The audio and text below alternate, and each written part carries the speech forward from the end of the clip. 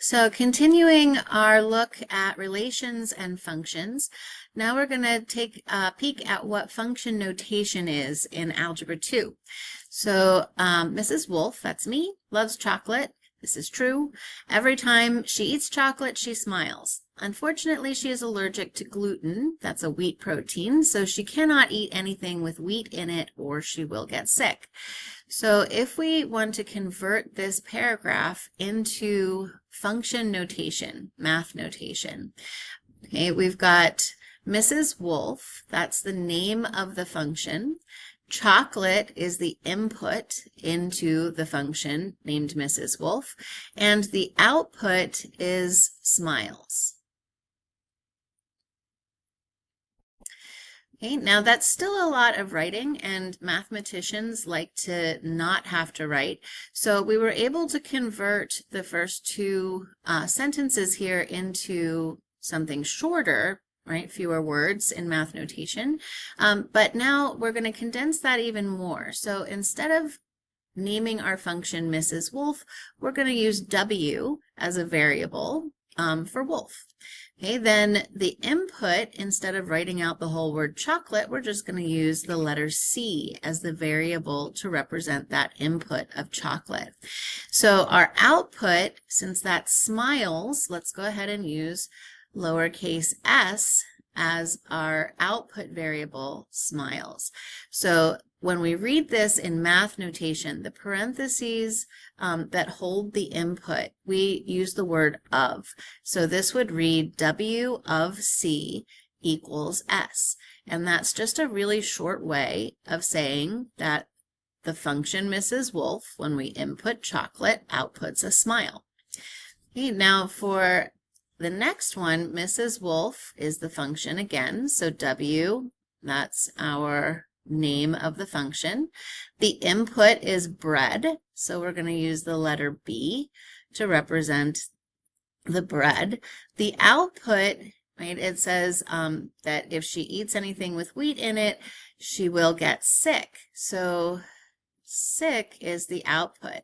Now, when we're working with functions, even though S is the first letter here, we don't want to use it because it's already assigned to smiles. So we need to pick a different letter.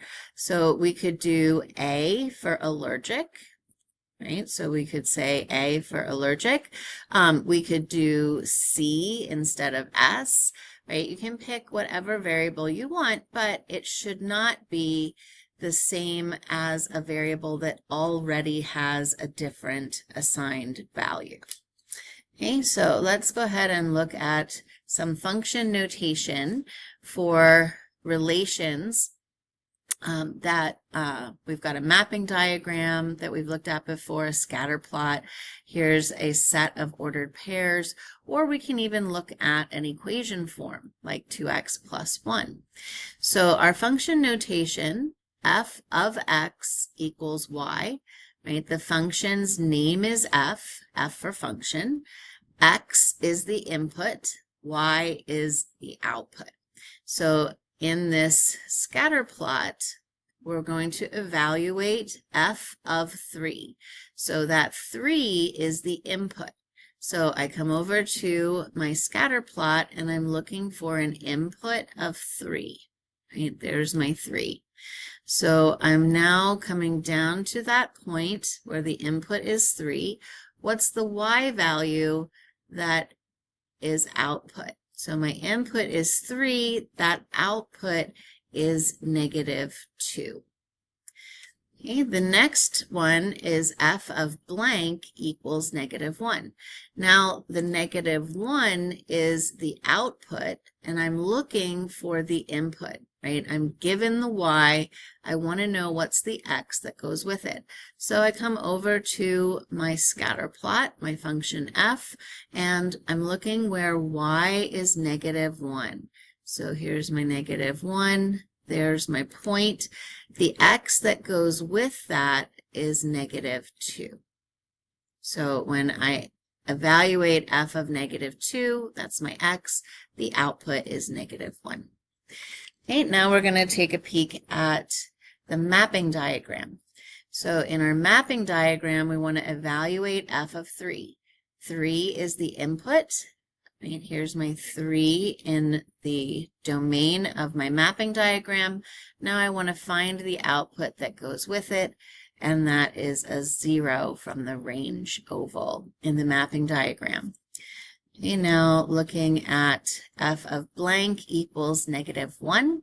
-1 is the output. Right, here's the output of -1. I go to the input that it's associated with, and that would be a 2. So f of 2 is equal to -1. Okay, now we're looking at number 3. F of x is 2x plus 1, right? That's a linear equation.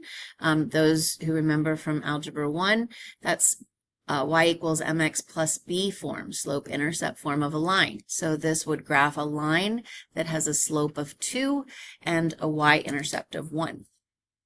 Now, if I want to evaluate that function at 3, 3 is my input.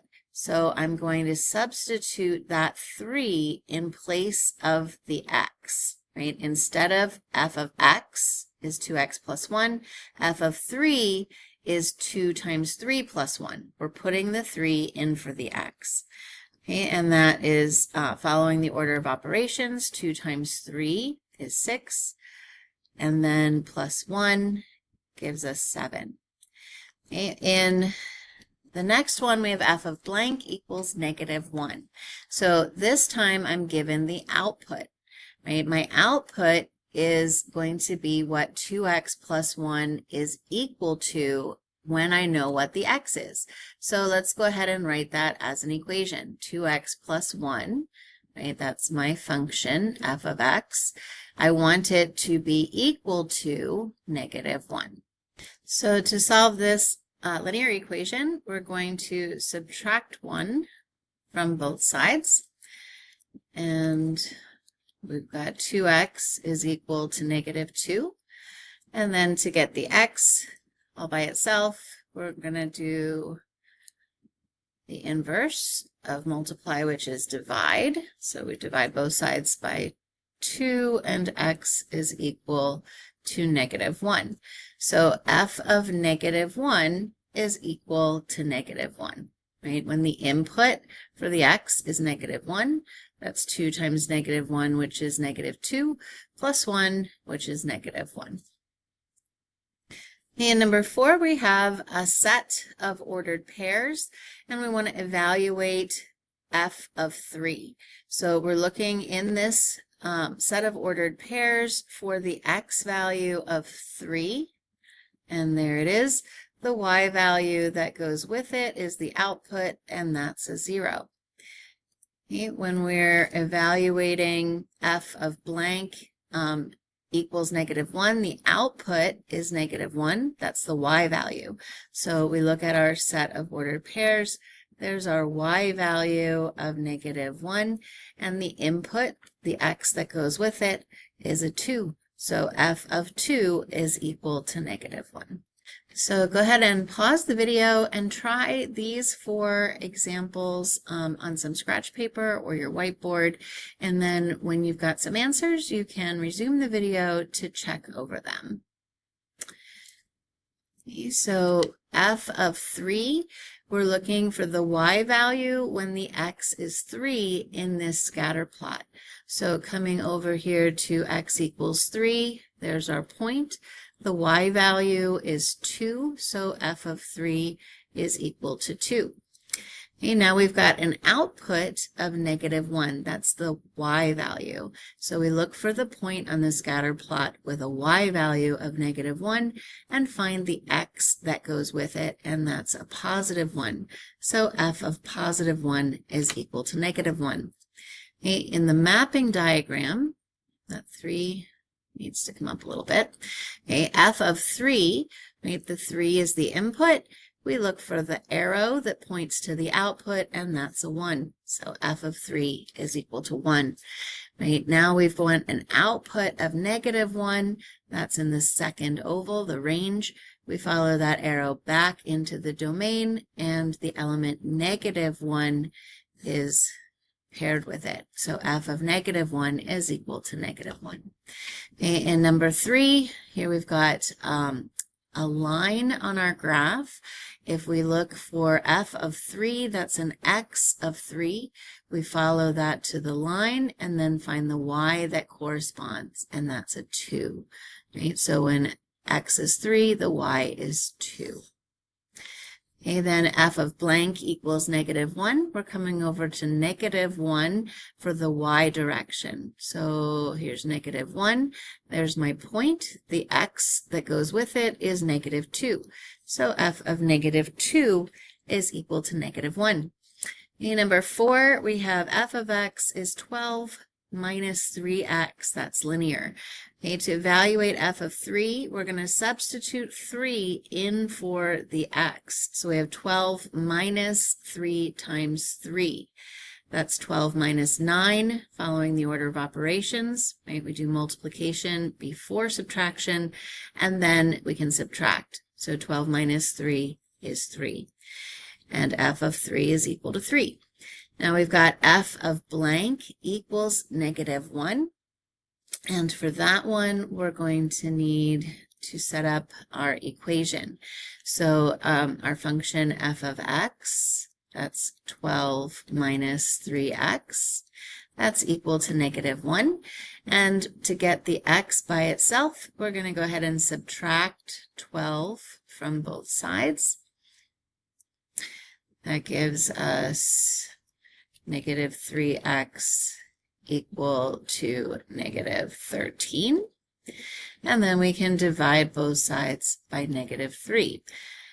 So x is equal to a negative divided by negative is a positive 13. So f of 13/3, let's put that up a little bit, f of 13/3 is equal to -1.